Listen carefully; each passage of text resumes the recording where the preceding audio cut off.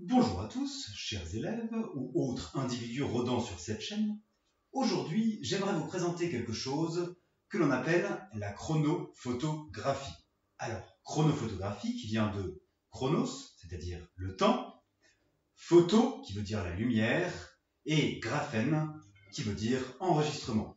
C'est une technique de photographie qui permet de prendre une multitude de photos successives pour étudier ensuite la trajectoire d'un mouvement.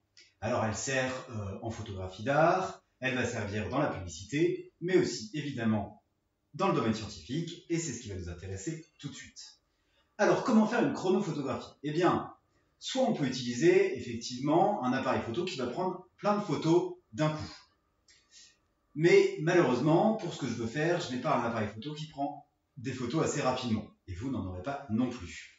Donc, je vais plutôt prendre un film et je vous montrerai comment décomposer les photos ensuite. Alors, on va étudier aujourd'hui un truc très très simple qui est le mouvement de cette balle. Donc, je vais prendre cette balle à une hauteur d'à peu près 1m60 en face de ma poitrine, 1m70, et je vais la lâcher pour étudier son mouvement. Le but étant de la lâcher bien droite. Voilà, maintenant que j'ai fait ça, je vais aller pouvoir décomposer ma vidéo pour étudier le mouvement de cette balle. Allez, je vous retrouve sur le PC tout de suite. Voilà, nous voilà sur l'ordinateur. Donc à partir de maintenant, on va pouvoir s'occuper de notre fichier. Donc vous l'avez transféré sur l'ordinateur, vous l'avez mis dans votre dossier personnel, et donc moi j'ai fait un dossier sur mon bureau qui s'appelle Chronophotographie, Monsieur Bidou. Et j'ai appelé ma vidéo lâcher de balle. Alors, vous allez utiliser un premier logiciel qui s'appelle Kinovea. Ce petit logiciel, alors pour ceux qui sont en classe avec moi, je vous l'ai mis sur les ordinateurs, les autres vous pouvez le télécharger sur internet. C'est un logiciel gratuit et en libre accès. Vous allez aller chercher votre vidéo que vous mettez dans le logiciel Kinovea. À partir de là, il va falloir aller chercher le moment précis où vous lâchez votre balle. Donc moi je sais que c'est quelque part par là. Donc je vais regarder et je vais essayer de choper le moment précis où je lâche ma balle. Là. Alors évidemment, c'est bien trop rapide. Donc sur ce logiciel, vous avez le bouton pause, le bouton play, mais vous avez aussi la possibilité d'aller à l'image précédente. Donc je vais remonter les images de la chute de ma balle pour prendre pile le moment où j'ai un lâcher de balle. Donc là, là, là, mes doigts se referment, encore un peu. Voilà, encore une. Là, ça me paraît pas mal. Donc une fois que j'ai trouvé vraiment l'instant juste avant le lâcher de ma balle, je vais définir ma zone de travail. Donc je définis l'entrée de ma zone de travail.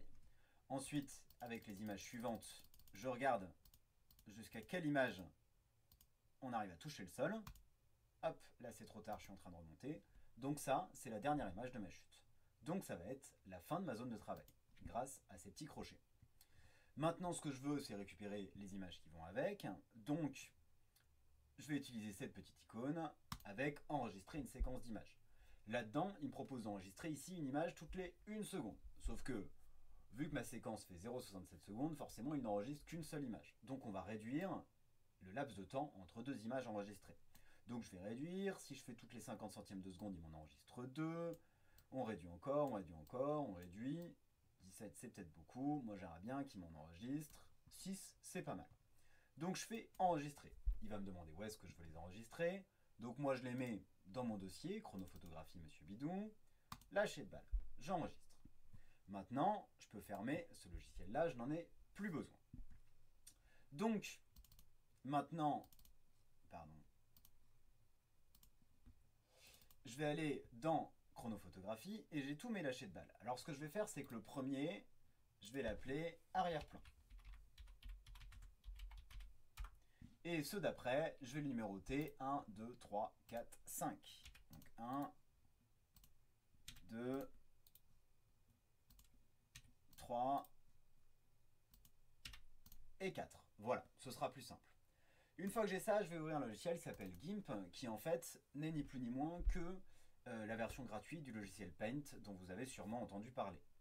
Donc vous arrivez sur une interface de ce type-là, et on va ouvrir notre première image. Donc je vais faire Fichier, après Fichier, Ouvrir, et je vais aller chercher sur mon bureau, mon dossier, mon image d'arrière-plan.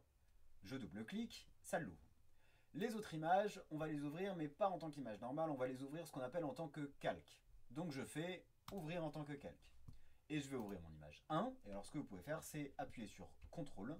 Et en restant appuyé sur CTRL, vous pouvez sélectionner votre image 2, 3 et 4. Et on fait ouvrir. Donc là, il a ouvert toutes les images et il les a ouvertes dans votre fenêtre à droite, qui est la fenêtre des calques. Donc vous avez votre arrière-plan et vos images. Là, il va falloir... Alors déjà, pour certains, comme pour moi, je l'ai filmé avec mon téléphone et donc du coup, mon image est retournée. Donc ça, ce que vous pouvez faire, c'est aller dans Images, aller dans Transformer et faire une rotation à 90 degrés dans le sens horaire. Ensuite, vous avez toutes vos différentes images. Donc, votre arrière-plan, on n'y touche pas. Et les autres, en fait, on va leur dire d'aller derrière, pour l'instant, l'arrière-plan. Donc, on va ajouter un masque de calque. Donc, vous faites clic droit, ajouter un masque de calque, on touche à rien, noir, transparence totale, ajouter. Et on va faire ça pour toutes les images, sauf l'arrière-plan. Donc, 1, 2, 3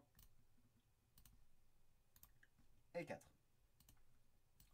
Une fois que vous avez fait ça, l'idée, ça va être de gommer notre arrière-plan pour laisser apparaître les images de derrière quand elles nous intéressent. Donc, on va utiliser l'outil pinceau qui est là. Vous laissez bien le blanc devant, le noir derrière. Vous avez la possibilité d'augmenter la taille de votre pinceau. Donc là, elle fait à peu près la taille de ma balle. Mais je peux très bien faire quelque chose de beaucoup plus gros. Ça ne m'intéresse pas, on va rester sur une taille à peu près normale. Je vais aller d'abord sur le masque de calque numéro 4. Donc le 4, c'est là où la balle est censée être la plus en bas possible. Donc je sais qu'elle doit être par là. Donc en cliquant, je vais essayer d'aller gommer par là pour retrouver où est ma balle. Et je l'ai trouvée, elle est là. Ensuite, je vais aller sur le 3, je sais que ma balle est un peu plus haute. Regardez, je l'ai trouvée, elle est là. Sur le 2, ma balle doit être du coup entre les deux, je l'ai trouvée, elle est là.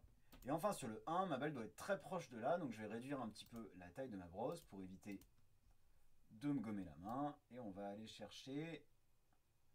Ouais, elle est vraiment très proche. Voilà, elle est quasiment jumelée avec la mienne. Donc ça va suffire, on va s'arrêter là. Et voilà, à partir de là, vous avez réussi à faire une chronophotographie, c'est-à-dire que vous avez décomposé le mouvement de cette balle qui tombe. Et donc on va pouvoir étudier ce mouvement. Alors effectivement, un mouvement comme ça n'a pas beaucoup d'intérêt, mais ça m'a permis de vous montrer comment faire une chronophotographie. Vous pourrez le faire ensuite avec des mouvements qui sont plus complexes. Donc voilà, une fois que vous avez ça, vous pouvez récupérer votre image. Alors pour ça, vous pouvez faire exporter sous et dans votre fichier, vous l'enregistrez. Donc vous pouvez l'appeler par exemple chronophotographie. On évite d'effacer l'extension .jpeg et on fait exporter. Alors il vous propose plusieurs choses. Vous allez laisser les valeurs par défaut. Et là, vous avez exporté votre image dans votre dossier. Donc j'ai une image qui s'appelle chronophotographie avec ma chronophotographie. Donc voilà. Alors j'espère que vous avez compris comment est-ce qu'on fait une chronophotographie. Pour ceux qui sont en cours avec moi, on le fera ensemble, je serai là pour vous aider. Pour les autres, eh ben, j'espère que vous y arriverez chez vous. C'est que des logiciels qui sont en libre accès. Donc voilà, n'hésitez pas à les télécharger et à regarder ça. Et ben, je vous souhaite bon courage et puis à bientôt.